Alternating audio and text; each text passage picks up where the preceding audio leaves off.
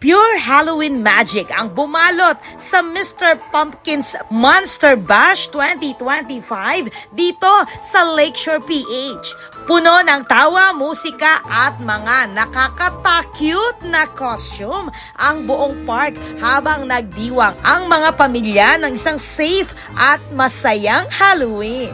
Hindi nagpahuli ang mga bata sa trick or treat stops sa Flavor Cartel Food Park at Lakeshore Rest Stop. Bit-bit ang kani-kanilang candy bags na halos mapuno sa dami ng treats. Samantala, nagbigay sigla rin ang mga magic shows,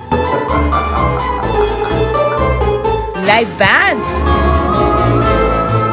at nakakabilib na performances na kinagiliwan ng lahat.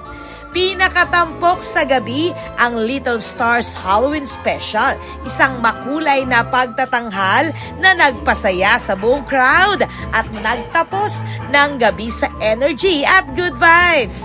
Talagang ibang level ang saya sa Lakeshore na pansamantalang nagbago mula sa pinakamalaking Christmas park ng bansa tungo sa isang Halloween haven.